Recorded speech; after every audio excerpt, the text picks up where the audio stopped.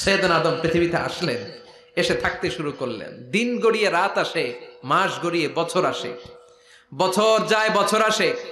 ঠিক 940 বছর পর মালাকুল মাউত আদম আলাইহিস সালামের কাছে আসলেন। বললেন, আনা মালাকুল মাউত উকিলা বিকুম, আপনাদের জন্য আল্লাহ আমাকে বানিয়েছে রূহ কবজ করতে। ও আদম, আবুল বাশার, পৃথিবীর প্রথম মানব, প্রথম নবী, আপনার সময় শেষ, রেডি হন। কি হন? খেলা শুরু হবে, এখনই রূহ কবজ করে নিয়ে যাব। সৈয়দনা আদম বলে, এখন আসছো কেন? আমার আরো 60 বছর বাকি আছে।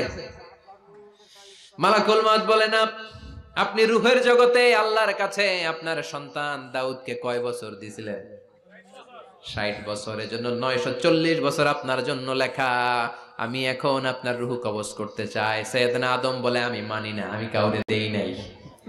60 বছর আমি দেই নাই, আমি আরো বাঁচবো, আমি আরো বাঁচবো, 60 বছর আমি বাঁচবো, আমি দেইতেই নাই। মিয়া যাও। মালাকুল মাউত আল্লাহর যে বলে আল্লাহ দেয় নাই বলে, আসলে ভুলে গেছে। আসলে আফাতুল ইলমি আন-নিসিয়ান, মানুষ ভুলে যায়, মানুষ বড্ড ভুলে যায়। আমরা অনেক সময় খাইয়াও কই খাই নাই।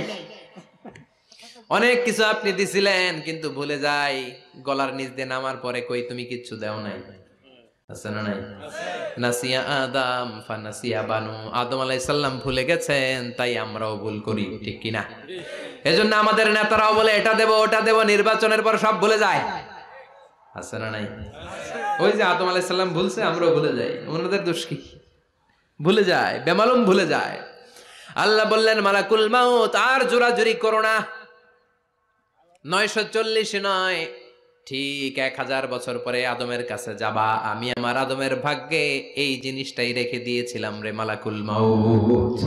আমি আগ থেকে এটাই রেখেছি, আমি জানতাম সে ভুলে যাবে। চিল্লায় কোন সুবহানাল্লাহ। তার মানে পৃথিবীর সবচাইতে লম্বা মানুষ, 60 হাত লম্বা, এত শক্তিশালী আদম আলাইহিস সালাম শ্রীলঙ্কাতে প্রথম নেমেছিলেন। এক লাফ দিলে আধা মাইল চলে যাইতেন। সুবহানাল্লাহ। কি লম্বা মানুষ।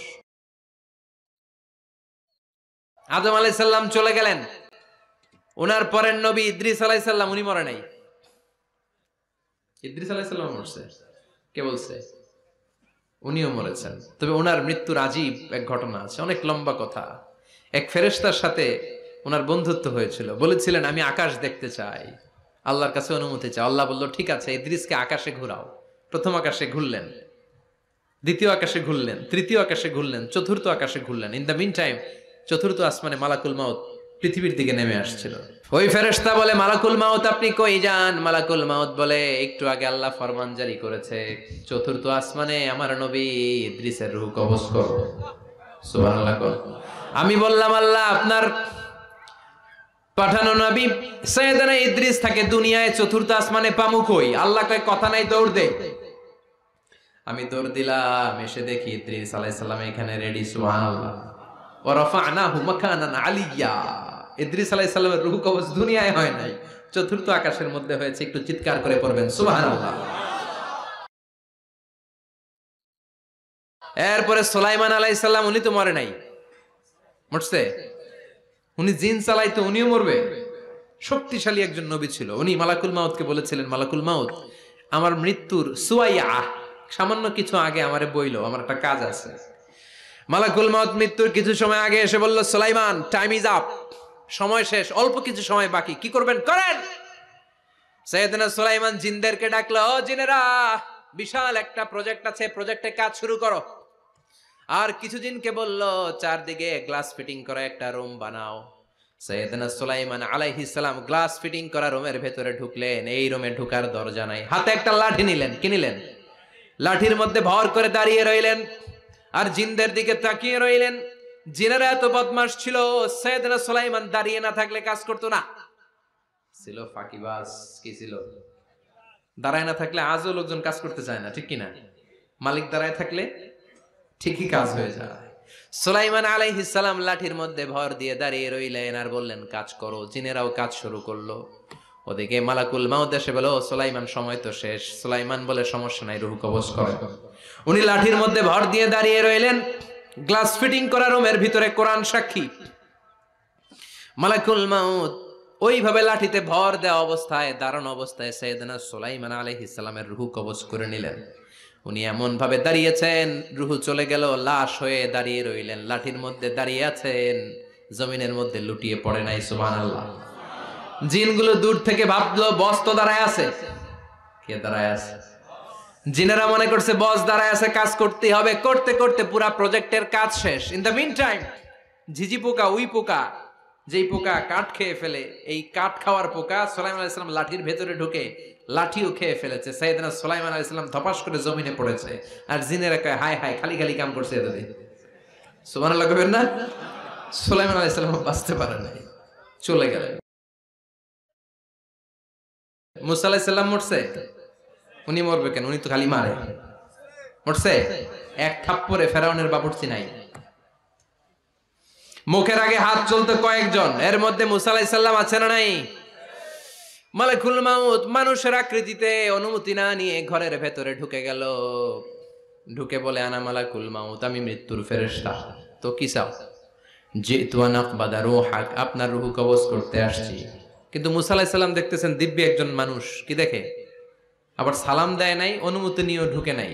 অমিয়া অনুমতি নিয়ে ঘরে ঢোকার দরকার আছে না নাই? মুসা আলাইহিস সালামের মেজাজ বড় গরম। উনি বললেন কি করবি? কয় আপনারে মারবো। কয় এদিকে আয়।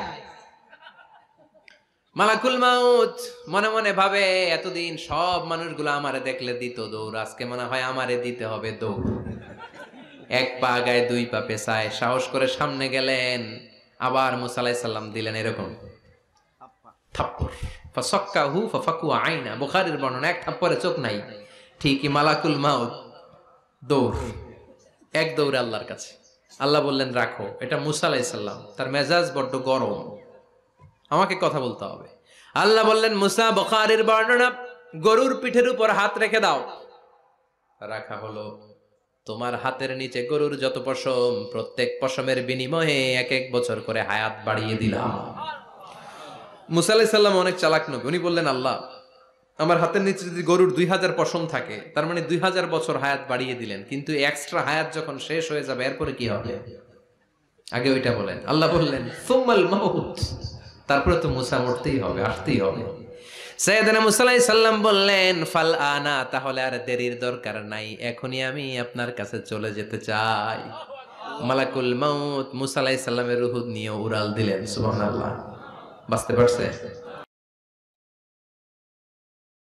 বিশ্বনবী মরে নাই, উনি ইন্তেকাল করেছেন। চিল্লা এখন ঠিক কিনা? ইন্তেকালের আগে বিশ্বনবী প্রচন্ড অসুস্থ হলেন। মা আয়েশারে ডেকে বললেন, আয়েশা মনে হয় আমি বাঁচবো না।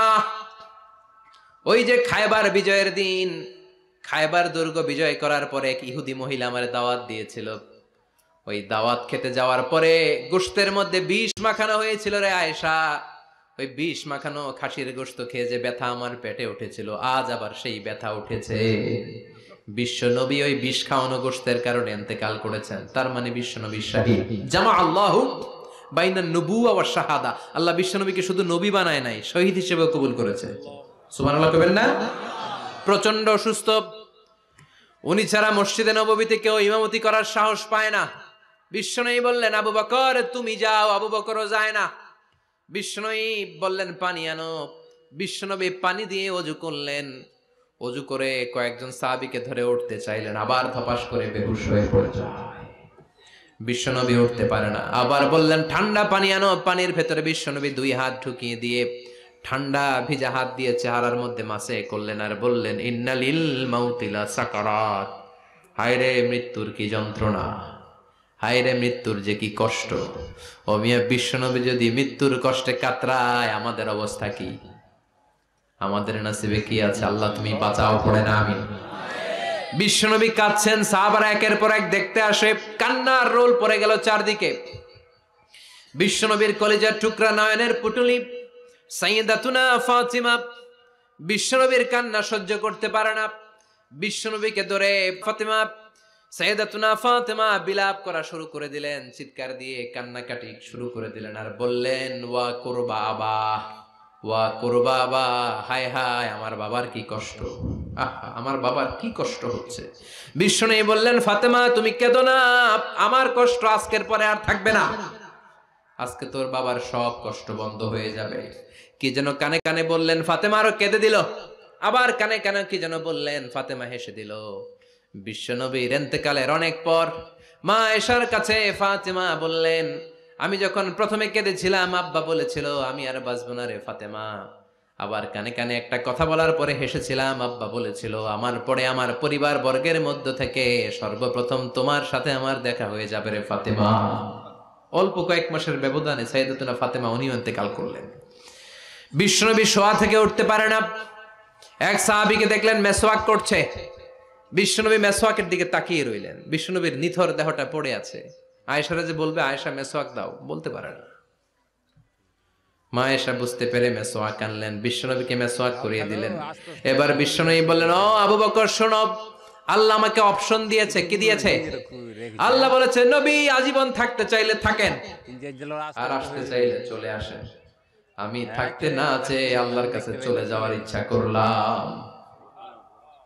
সাইয়েদনা আবু বকর কান্না জুড়ে দিলেন। বিশ্বনবী বললেন, আসসালাত আসসালাত।